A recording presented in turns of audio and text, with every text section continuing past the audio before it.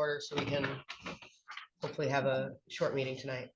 Call this meeting of the Highland Park Rent Control Board meeting. It is 5:36 on Thursday, April 24th. And here's our OPMA statement. This meeting is called to order in accordance with the Open Public Meetings Act. Notice of this meeting was provided to the Home News Tribune, the Star Ledger, and the Highland Park Planet on January 21st, 2025, and was posted on the borough website at www.hpborough.com and on the bulletin board at Borough Hall, 221 South Fifth Avenue, Highland Park, New Jersey, and has remained continuously posted as required by law. So the first order of business we have is the approval of the minutes from March 27th.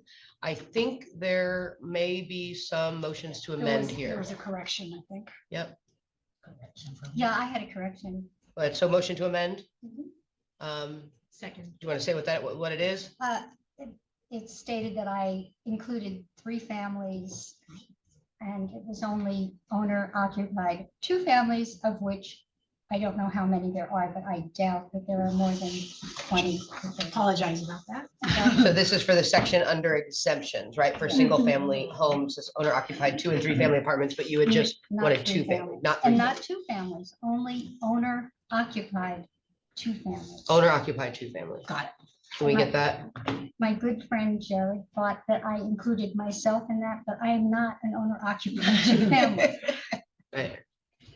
So since we are motioning to amend at this point, any objections?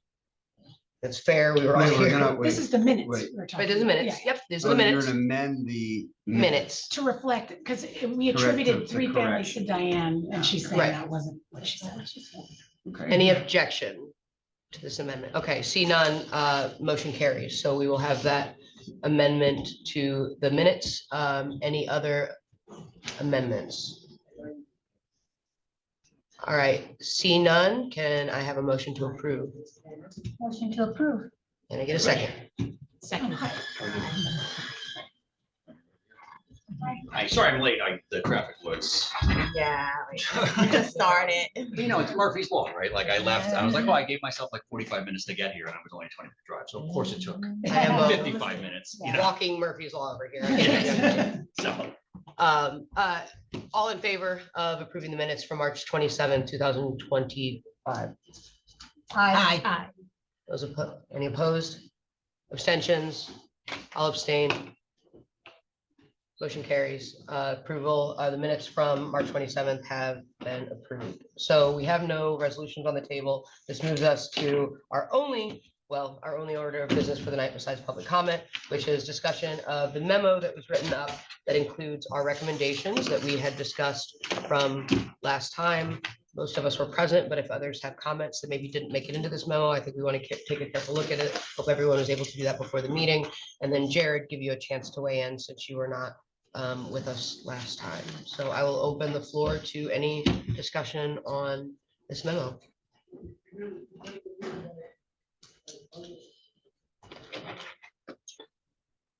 I don't have any comments. Yeah. There's a tiny typo, but I will share that with Terry. Jake. Send her to Jake. No, it's Jake. Diane, did you want to amend this? I think you were the one that had brought this up, and the exemption from the minutes did make it into this memo. Is that something you want to edit out of the memo then, or Yeah, definitely. we get a motion to amend? What are we amending?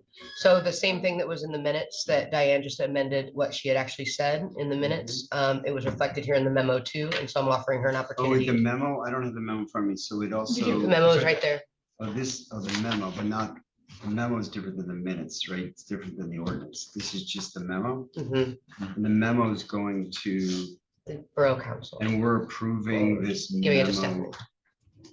Sorry, do I should raise my hand and ask these questions? Yeah, go ahead. So anything Then I in got this you next memo that has exemptions is going to be then transcribed and incorporated into the ordinance? Terry, go ahead. That's a good question. The intent of the memo, it's addressed to you from Jake. He took, the feedback from the meetings and the public and tried to kind of summarize where we thought the issues were. the intent of this memo is it'll be basically converted into a memo that's basically from the rent control board to the borough council, more specifically Stephanie's committee, which happens to be the finance committee, because that's where this item falls under. And it'll be up to them to kind of look at, and when you read the memo, you'll see it's not presenting a unified front on each of these items. It was like there was a range of opinions on these various items, and we're encouraging the council to consider amendments like this. They will look at that, and if there's items that they do want to implement, with the help of our attorney, we'll incorporate them into the ordinance, and it'll go through the normal ordinance, amendment procedure through committee to the full council for discussion, and then to a vote in public hearing. So this is basically attempting to capture the range of opinions on these we kind of narrowed it down, I guess, to these items, kind of as the core areas of interest, and that to get that to be So to this- relay this information to the council, and then it's pretty much in their hands as to what to do with that information at this point. Go ahead, Jared. So I understand. Okay, so, but as I spoke with Diane before this, this memo, there's a couple things in here that I completely disagree with. So, but that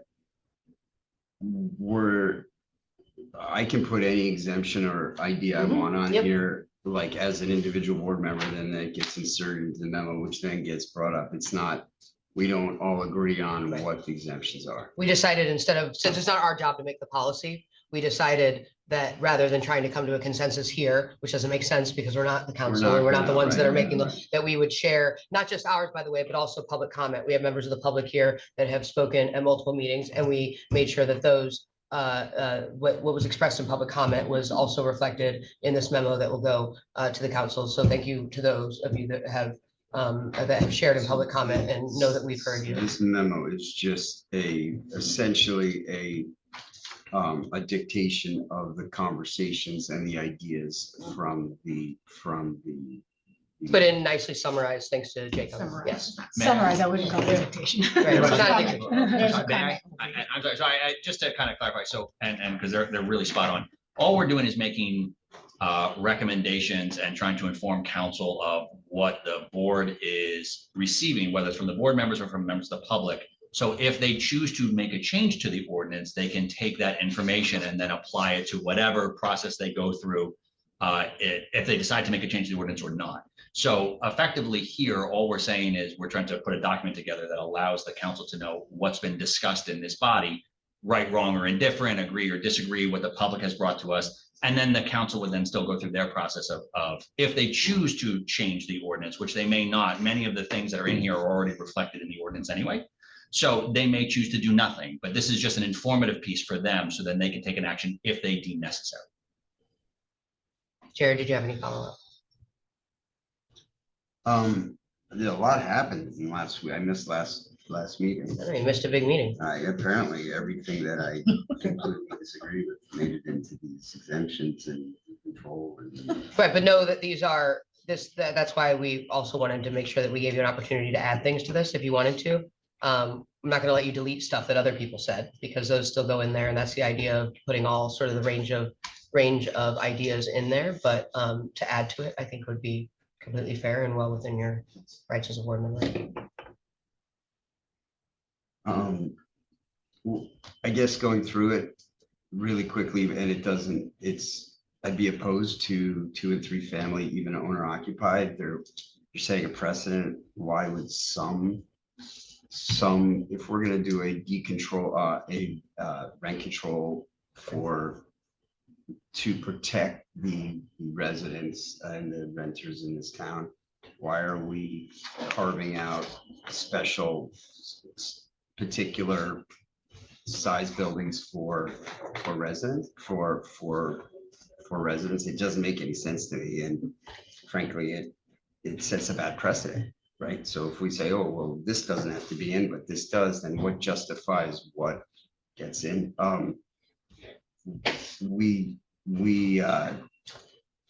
I think we spoke at length about the rental increases, and we were going to come up with, the CPI, which was we were gonna come up with the annual rent increase and that, and what was used last year and the previous year. And then I remember there were many conversations, or you led the conversations about a reduction in that amount, and it looks like it made it in here.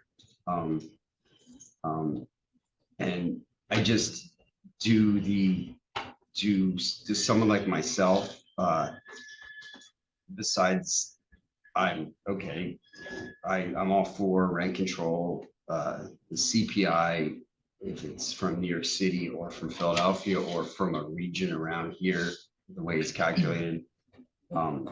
You know, my expenses on all my properties go up pretty much without, I don't even have to look at the books.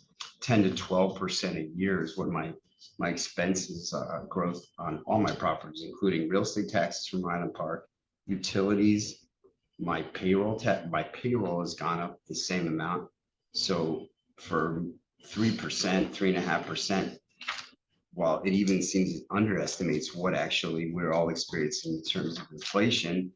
And now it's in writing here, and it's one of the considerations for the board. We're going to reduce it to 2%. So into perpetuity, this is like rent growth. So if you look at it from any business, even in the municipal business, your top line is growing now into perpetuity at 2.5%, because now you also have a decontrol in, but we don't get a lot of turn. Our tenants stay for years and years and years and years. So our rent growth our revenues stay at 2.5%, 3.5%. You're asking me to go down to 2.5%, 2.6%. But my R&M costs for me to fix something, I looked the other day, it's doubled since 2019. So for me to fix a faucet, it's twice as expensive as it was 5-6 years ago, which is about 15% expense growth. So I just think the fact that now we have it in here for council to vote on, I think that it should be made aware that, I'm here to represent the limits. I'm not here to complain. I actually, and I know I'm an emotional guy and I sometimes wear my emotions on my sleeve, but it's really not sustainable if you're going to cap rent growth potentially at below 3% rent growth. But I don't see it, especially with the world where it is. I don't see expenses and inflation coming down. So what's going to happen to everybody that wants to operate something in this town? And you have double-digit expense growth. You have double-digit expense growth with 2 to 3% revenue growth. Eventually, nobody can do business in town. So that needs to be somehow considered and factored into the memo to the board. Can we get those? So just to be clear, the exemptions so far, Jared would like it on there that no exemptions are made. And I would agree with Jared on this one too. This was just one that Diane had made for the rent increase calculation. I think that should all be noted. And if Derek, you can, or Jared, if you want to provide data on that as well, because I think we can also attach, I would like for us to attach the data that I shared about wage growth. So that's kind of where we got here, was average wage growth for what Middlesex County was 0.5%. Right. So when inflation's at 4% and wage growth is at 0.5, you're thinking like, how do we get to where we're still turning a profit? We're thinking, how do renters still stay in their things? I think this is all something that they should consider, right? That's So I think sharing data on that would be really useful. If we could. But you're giving, Right. and I have I'm sure you're right, but you're giving one data set. But who hasn't had a plumber come to their house or an electrician or done anything, and the costs are double what they were 3 years ago? They're not $40 more, they're double what they were. So I always hear all these administrations and these economic numbers say, oh, well, we've got inflation under control and wage growth is 0.5%, but I can't pay employees and nobody can give them a flat flat income, Right, right. and I'm sure the Rutgers, you guys are, some of you are employees at Rutgers and other places. I can't imagine you're getting 0.5%. They try. Okay, they don't get away with it. So, okay, and then the only other thing is, what I'd like in here is, I didn't realize this until I joined the council, was that there's a very negative connotation toward rent decontrol, which I've heard whispers around from different people in town, and I can't fight people's ideas or kind of their theories or ideologies on rent decontrol. But what I can do is, and this is why I kind of joined the board, is because I have a spectrum of knowledge from other towns and how they handle things. And many of the towns, and I think there's some language in our ordinance for this, but I'd like to tighten it, and I can go over it with anyone and share kind of my knowledge on it. And that's New York City does the same thing. When there's a vacancy decontrol, or several of the towns that I operate apartments in Bergen County, when there's a decontrol, the landlord can raise the rent if there's a vacant apartment, a percentage of the amount that they put into the apartment. So if I put in theory, if I put $100,000 into renovating an apartment, let's say there's a certain percent, let's say it's 10%, I can now raise the rent to $1,000 a month, or what, and I'm generalizing. So I think if there is a consideration to modify or reduce vacancy decontrol, I think you probably want to also, and it benefits everyone, to incentivize landlords to put money back into the units to get to improve the buildings in the town in general and for the tenants. So having some structure where, or some ordinance where you can show the town based on the receipts and the bills you got for what you put into that unit to bring it to market, you can increase the rent from whatever it was by a certain percent based on the money you put into the unit. And that's many towns do it. New York City does it with because they have rent control, they have rent regulation. There's different levels in New York City. There's rent control, rent regulation, and there's decontrol. But it's been effective in incentivizing landlords to put money into an apartment to rent it. If you take that off the table altogether, it's not beneficial. It won't. Landlords are going to have trouble putting money into buildings. So I don't know how we put that into the memo, but these are the kind of things that I'd like to. And I'm not trying to change anybody's view. I'm just trying to bring what I've learned from other towns and where there's been some success and where there has been, because it's always a give and take. Did you get that too, Jacob? So for vacancy decontrol, considering some kind of alternate formula that includes that takes into account any expenditures on improvements at the time of vacancy, right? Is what you're saying, Jared? Yeah, there's North Arlington does it, and I can. Yeah, if you want to send me some stuff. Yeah, I can send you some calculations that they use that we have to provide. So. Does anybody else have anything on the exemptions? I think we want to come back to, Diane had an amendment there, and then let's do these before we move on to the next one in case you have more, Jared. Anything on the, anything left to add under the exemptions, under rent increase calculation, or under the vacancy decontrol? I just have a question. Yes, go ahead. I'm sorry. So you talked about the decontrol, but then having it tied it into sort of improvements to the property. So there's the capital improvements of the property, improvements of that particular to that unit, and that kind of, I guess just to clarify, are we trying to find a connection between, there's the capital improvement section of your ordinance as well, which also says that if you put certain They're amount of. completely But that's at any time, not necessarily during. Well, what I'm saying is that as we make recommendations to the board, we're trying to tie maybe one into the other, or maybe we need to clarify a little bit of the capital I think you improvement keep them projects to tie it separate. into decontrol versus having it as a separate If you section. want to protect,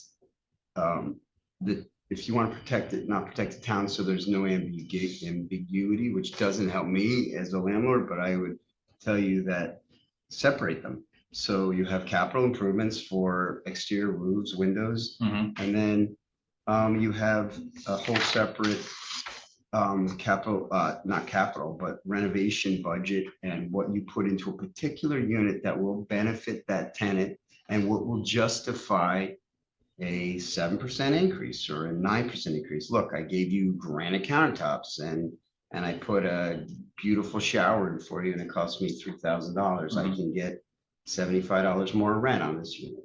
Have we historically not, like, if someone renovates an entire bathroom or a We have kitchen? vacancy decontrol right now. No, I'm asking for the, on the capital, on the capital capital section, improvement. has that not qualified them for capital improvement previously? Go ahead, Jerry. Aaron, we've had no experience with capital improvement surcharges, so. Fair we'll enough. just Stop there. Fair enough, no, that, but that So actually, We have clauses Yeah. in our ordinance that Sapna had identified that needed tightening up regarding that section, that she had some ideas, so we'll loop back around. I think you might be taking us. no, and I apologize, but that's why I'm asking, because as you're talking, Yeah, in this my board head, has I'm not trying dealt to. with it, the borough has not dealt with it, it's in our ordinance, but it's kind of untested at this point. so. Understood. That's why I've read, and again, I'm just kind of walking, I so I know, read your you're whole reading- ordinance and I'm yeah. reading the memo, so now I'm just trying to make Yeah. everything connect. So, okay, I get where you're coming from, but you see Yeah, what I'm talking about. so. separate them from capital improvements to. You're trying to actual- link improvements to incentivize these upgrades to a unit so that we're keeping our stock in good shape. And it justifies Justifies- a certain, and you can sort of cap. Sorry, I Diane jumped first. in there. All right, Diane's next and then Lucinda.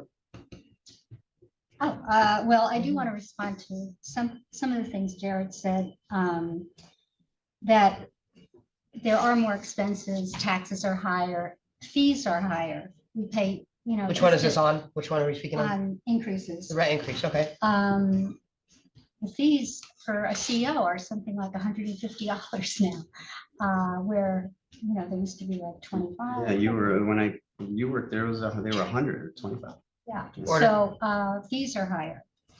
I'm concerned that we won't be able to get materials in the future. We have like a pretty complicated economy right now. I really, the owner occupied 2-family and the 1-families that are rentals, they're not quite the same as a complex. If Jared needs a refrigerator, I'm guessing he probably has 3 or 4 in his, warehouse. If a 2-family needs a refrigerator, they have to start shopping and right away because they can't leave the tenant without, a necessary appliance. So that's about that. Although I totally think if you don't want to exempt anything, I'm not gonna, it's not a big deal for me.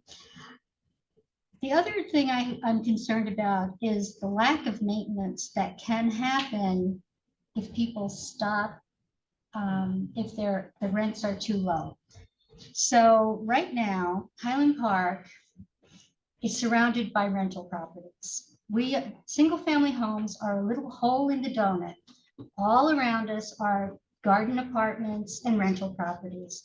Cedar Lane, Crowell's Road, River Road, all the way around us. If those properties are not well maintained, that means that little hole of single-family homes are going to be affected. I'm concerned that wouldn't be a good thing. I looked at other rental increases. Edison has a flat 5%, Piscataway 6%, and New Brunswick 3.14%. And there are immediate neighbors. Now, if we're going to be the place where rents are really low and maintenance is deferred, I I don't know if that's in the best interest of the entire town. Do we have examples where this is happening, where maintenance is being deferred because people aren't making enough based on the rent control ordinance that we have right now? No, I don't. have that. Well, I told you that. Go ahead, Lucinda. Sorry, May I- Lucinda's next. may I- Lucinda's next. may I say something? So, what Jared was talking about in terms of, in, instead of having vacancy decontrol, having a unit come up, doing whatever renovations need to be done, and there being a percentage increase, that's very different from just vacancy decontrol. And the reason I'm saying that's very different, because you just said, I don't know if this is true or not, you just said, oh, if that happened, I could see I would increase the rent maybe 7-9%. That 7 or 9% increase on that unit is very different than what happens when a unit is decontrolled for some people. So for example, in my case, if my apartment had just, it would have been an exorbitant increase. So there's a difference between, because if someone's lived there for a long time and then they leave, sometimes that increases 30%, 50%. Sure. But that's very different from what you just described being, oh, I've invested in renovations in this apartment and now I want to increase not 3.5%, but 7% or 9%. That's just very, very different from vacancy decontrol, which really forces people, it just makes some apartments completely unaffordable for, people. Go ahead, Jared. Well, there's also, you bring up a very good point, but there's also, and because I have this issue too, in other towns and even here where the rents are like, I have a building a couple towns over where the average rent's probably one bedroom is 1150, 1200, maybe on newer renovated units, 1300. But I have some tenants in there paying 400, 400 a quarter. And so there becomes a problem with, even if that person eventually leaves, when you have decontrol, I can still put $150,000 work in that unit and I only get $150 more for the unit. So here's a good example. And I'm telling you, it decentivizes me for putting money. Because I won't put good money after that. So that, like, it's not, you want examples, but it's clear, it makes sense. And we're doing that right there. Like now we're building up a capital budget so we can do the roofs right here at Raritan Landing, which is down the street from here. It's 60 units and maybe by next year we'll have enough money to do the roofs, but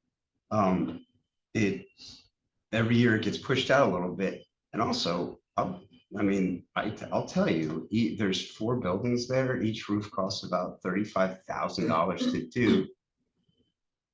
In 2019, when I did the roofs on the other side of town, same size, it was 19,000. So it's a 50% in 4 or 5 years. That's 10% growth a year. So now we're here to do a roof on a building. It's going up, the costs are going up 10% a year, double-digit increases.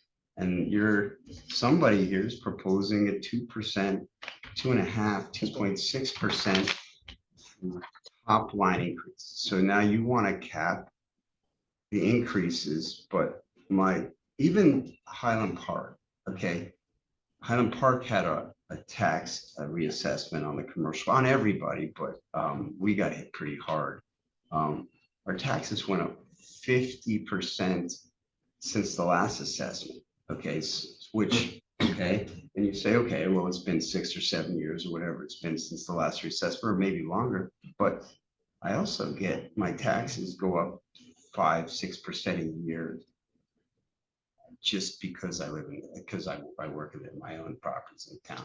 So not only are my real estate taxes, which represent 30% of my expenses, okay, real estate taxes represent about 30% of fixed expenses on these buildings. That expense is going up 5% a year.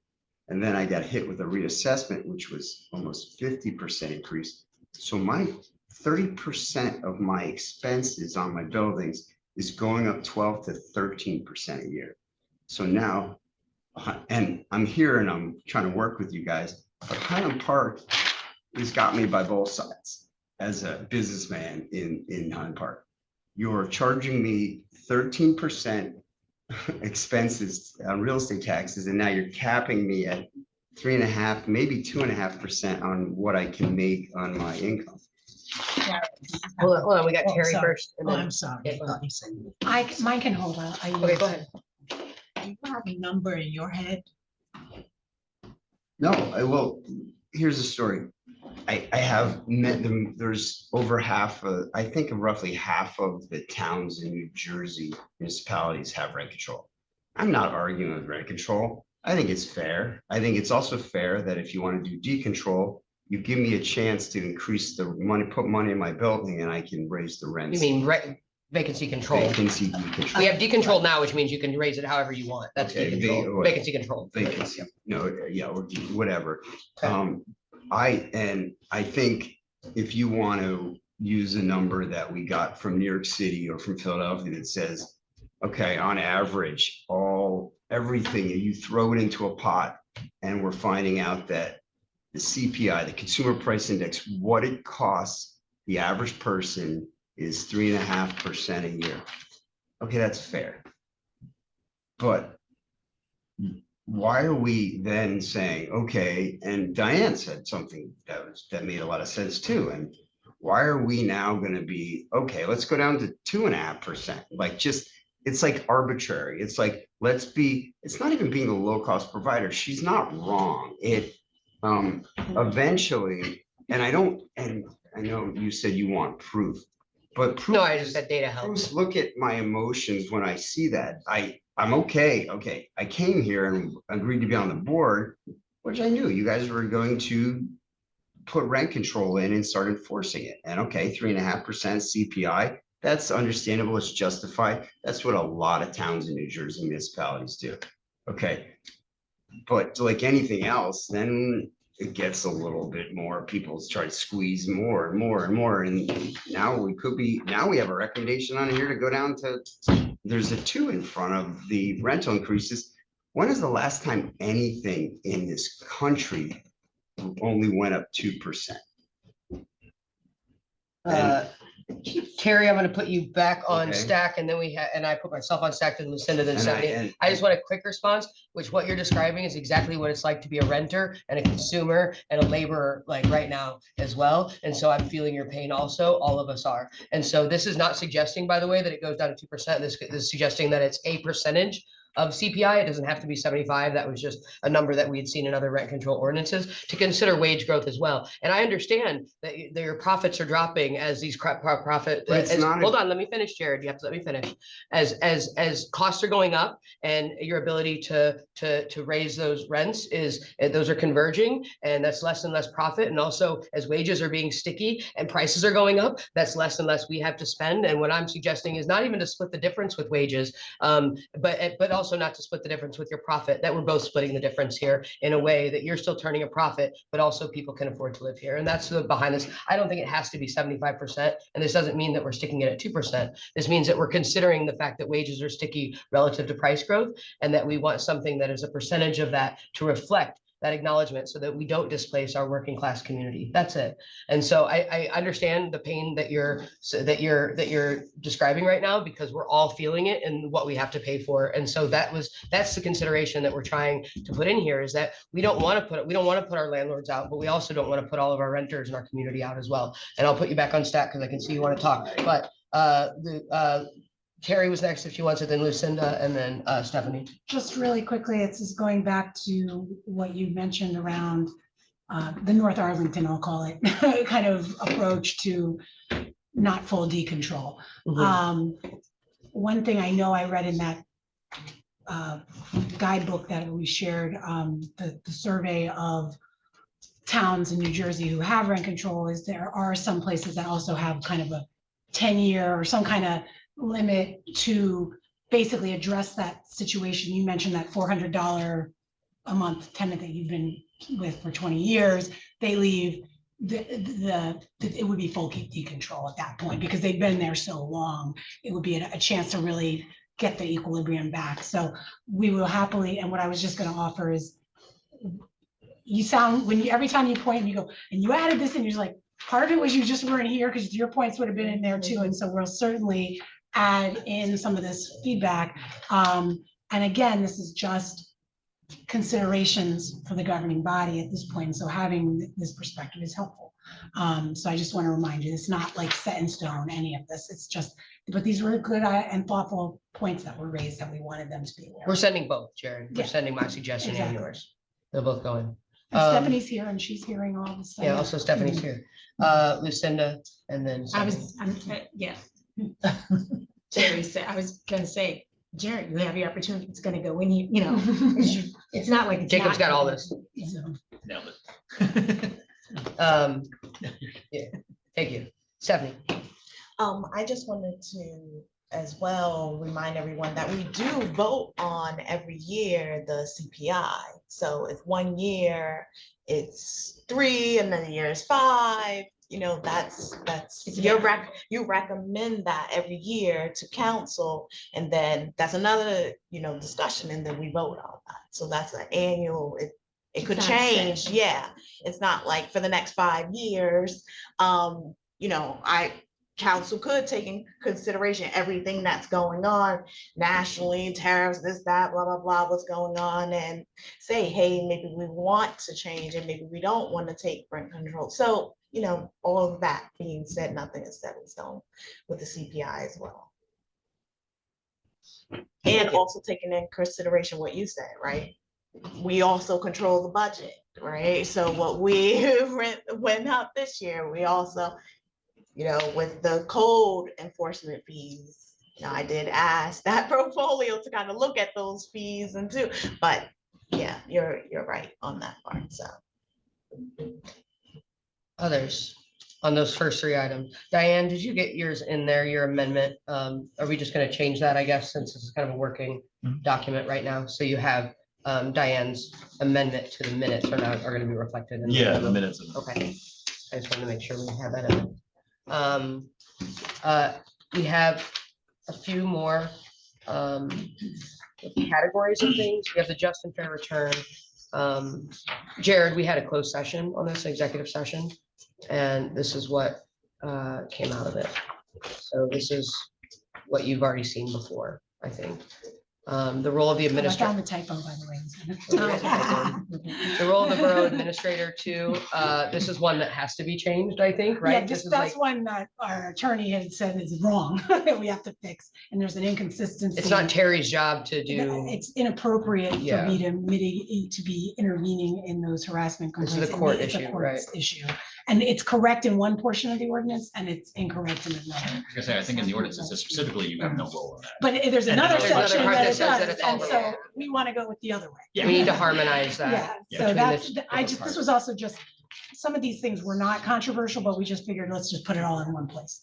And then, so if anybody, does anyone have any, Jared, looking at you specifically, but anybody else that wants to add? So under just and fair return, the role of the borough administrator or the capital improvement surcharge, those last 3 items, do we have any comments on those? Jared, anything you want to add in or anything anybody else wants to amend or add at this point? See none? Oh, Sorry, Almost. I see 2 different points here on the, where it says that obviously something had made recommendations as to adding detail or definitions or whatever. which section are you on? Well, I see it on capital improvements, but I also saw it on the just and fair return to put a definition in it and so on and so forth.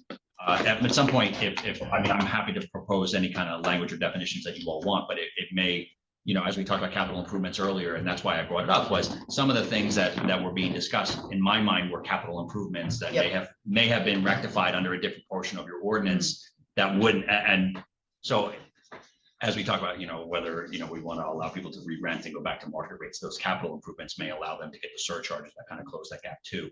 We should probably at some point discuss what we want to constitute as a capital improvement versus just a renovation that should just be done on a regular basis. Do things like a refrigerator, for example, is that a capital improvement or a roof or whatever? Just my I think that's what we're asking the council to do is come up with those definitions. I It'll think we- become the attorney's job to figure that out. Yeah. No, and that's fine. Go to your I- job, but when it goes to their committee. Yeah, but as I talk to all of you, it's helpful to, because the council's gonna, I'm sure at some point it's gonna say, well, what did we want to improve? Like, what was the set of recommendations to include in that definition? Just, I wanted to throw it out there, as we may want to have an idea to give, if the council requests it, what we believe should be a capital improvement versus maybe something that would go to a fair and just, or something that you should just renovate on a regular basis. Jared, go ahead. I mean, I can solve that very easily for you. Capital improvement is kind of what an accounting term for it means. It's Can you speak capital. up, Jared? I can't hear you. Capital improvement in the world of accounting and finance means a capitalized improvement means it can be depreciated over time. Mhm. Okay, whereas ongoing cost to renovate a unit or put a refrigerator in or tile a bathroom is not a capital. A capital improvement is something that loses value over time, like a boiler or a roof or something that Mhm. you put a one-time cost and then you depreciate it, but it's capitalized. So then that's an accounting term. No, and I understand that. My only recommendation was if there are specific things that we want to say, we are going to constitute these as capital improvements, just to clarify for the ordinance, so everyone understood if we write this definition, there may be something more, or I can do it generically where we go the generic accounting role, and then the only issue with that is that some, a landlord comes and says, okay, I'm going to apply for a capital improvement hardship. And then they have to now justify what they've done. And if it's not specific, if there was something that, hey, it's a physical, we repaired the roof. Well, under your ordinance, this is specifically listed as a capital improvement. You know what I'm saying? It might just streamline the process for everybody. Just a recommendation, but. I think that was our goal, I think, Yeah. with defining it right. Go Yeah, I ahead, Terry. think, I think that was the hope, was to take input from the attorney's office as to what kind of works to make it as easy to administer Sure. and as transparent for everybody as what qualifies. We'll start to work on some of that language then for you all, just to have it ready. We need to work on that application too, right? Yeah, and there's an application that needs to be updated as well. That's not our job. Fair enough. That's because, that's why I was saying this body isn't gonna know. I think what you're to- opening a can of worms by. Jared. Lucinda, So under just and fair rate of return, it says that it can set at 2.5% the minimum. That is not what the recommendation was. So we just need to look at what, wasn't it 2.5% above the sorry. I remember what you're saying, but I You know what don't I'm talking remember. about? I know I kept saying that. No, right, no. but- Above the No. cost. Like, that's what- yeah, adjust, the return is 2.5%, when the return means the above and return are the same thing. But Yeah. No, it doesn't. Yes, it does. Fill it out in that memo then. It's two and a Yeah, I half. could To me, see it it. looks like it's a 2.5. You'll see it. higher. No, I know what you're saying. I'll make sure it's the one. Yeah. Yeah. I know. And again, that's one that our attorney is gonna help us massage. But I think I remember what you're talking about. Yeah. I know what you're saying. Yeah. Sure. Jacob's gonna get it in there. Yeah. Any other, before we go to public comment, are we adding in what Jared's gonna put there? So Jacob, you're gonna give us an updated version of this and we'll let Jared take a look at it before it gets transmitted. I don't think that we necessarily, do we need to vote on this? Terry, go ahead. I was gonna suggest the next version of this will be And then. a memo from the rent control board to the Stephanie's finance committee. Uh-huh. So you'll see that'll be the main change, and then with the addition of the feedback we just got. Okay. And then we'll circulate that around, but I don't believe that requires a vote. This is there's just. a general- Especially because we're not having to come to a consensus, as long as nobody has any corrections. So please, everybody, look for that so that if there are any corrections that need to be made on your own part, not on what other people Ones that say. you care about, that you Right. voiced. I'm not if gonna we didn't correct what get it- Jared said. Jared said what he said. He needs to look at what he said and make sure that it gets in there, right? Stephanie. And then Aaron. And then it's going to go to my finance committee, but once it goes to a work session, that will be open and all council members will discuss. And I will let you guys know when that is on the agenda and happening. You guys are free to come and speak or tweet us in emails, then you'll be able to hear from the entire council, because my committee alone isn't able to make just a decision. Aaron. My only comment was gonna be that it's still a draft document. You don't need to go to motion and adopt it perpetually. Once it's done and you want to make a formal adoption, but to your point, you don't need to do it over and over and over again. It should be. All right, any other last comments on this memo before we move to public comment? All right, moving on to public comment. We have members of the public here. Do we have any online? Not online. Would anyone here like to make public comment? Come on up. State your name for the record. It's working. Can you tap it? Just make sure it's working. Hello, I'm Kate Stevens. I rent on Wayne Street. And I have for a while now.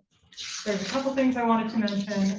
One, I thought that a lot of the sort of discussion towards adding in flexibility towards being able to discuss how the CPI and therefore judging the rent increase was the amendments were wanted because the board at the last time we certified the rent increase, they felt that there was not any flexibility for there to be discussion of can we add in this type of percentage change, but that it was felt like it was locked in that it must be an average between Philly and New York. And that was, I believe, discussed at the December meeting or whenever it was. And so the amendments are something like that are being proposed here are something that is relevant and important because the current wording didn't seem to leave much movement for that type of flexibility and consideration of active environment about how prices were moving around, right? So there wasn't the ability to respond to current economic affairs. Additionally, there was a mention about Rutgers wages, and I just wanted to clarify some things, is that Rutgers includes many different types of wage. Simply being a professor is not there are many different types of professors, and that doesn't mean that it's an affluent job. Tenured professors, sure. But grad students, adjunct professors, non-tenured track professors, I am not able to individually negotiate my wages because we have a fantastic union. However, 2 contract negotiation cycles ago, my wages were not increased at all, right? I had a period where I was paid $25,000 and that's it, 4 years in a row, right? There were no increases. And for certain parts of that time, I am not allowed to take additional work. And as we have discussed, percentages of small amounts of money increase is not, right, a large increase. My wages now are about $34,000 a year. And that's after some very significant increases, including going on strike. And I don't think that is going to necessarily be an easy, right, negotiation every single time contract negotiations go up. I am not able to increase my wages in any specific way. Additionally, there have been ways that landlords are getting around rent cap increases. For example, partially due to the enormous drama of the new water meters and the various ways that measurements have been incorrect and the town has been unwilling to sort of remedy them in swiftness. I now pay my water bill as well. So I pay rent, I pay water, I pay heat. Water used to be included in my rent bill, it is no longer. Which, you know, is a quarterly payment of about, I don't know, it's prorated between all of the people in my 2-apartment building. But you know, it's $140 a quarter, which is not nothing, especially as we've discussed, all prices are going up. So I bring up the Rutgers wages because that is an ecosystem that we are part of, and people need to live, grad students need to live, and grad students also need dignity in their living conditions.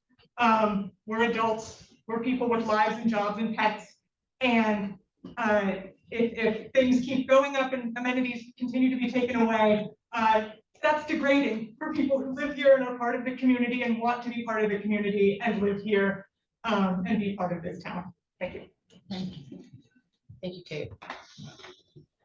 Any others? Not online? Oh, hold on. Click. All right, see no more waiting for public comment. The chair will entertain a motion to adjourn. Motion to adjourn. Second. We have a second. I want Aye. to, before we adjourn, I want to spend 2 seconds. Jared, all right. It's gonna drive you crazy, but Technically already been a motion to adjourn, but I'm gonna let you Thank you. backtrack for 30 seconds. We'll I know disobey Robert's I rules sound here. like a pain in the side of you and other people here. I like when you come, Jared. But I came on the board because somebody wanted a landlord's perspective. And I tried to, I could come, and every time I hear an idea like this that is going to really hurt the way I do business, I could get upset and just do this, but I try to rationally, I come in with my armor on, trying to give you what the landlord perspective on it is and how it actually directly impacts a landlord, rather than emotionally say it's gonna, I try to look at it unbiasedly, but from my day-to-day business and how I do business and what would impact how much money I put into a particular unit, when I would do a roof, when I would make the landscaping pretty, when I would redo some concrete, what I would try to do. And so I already know this is a funny way to look. I already know I lost the battle when rent control went in. So what I wanted to do was give it a very kind of, and it's going to be biased because it's coming from the landlord's perspective, but I wanted to give you a perspective on somebody that has a bunch of units in town, so you can see what each ordinance and what little exemption is, how it really will truly, without trying to put emotion or bias in it, how it will impact things going forward.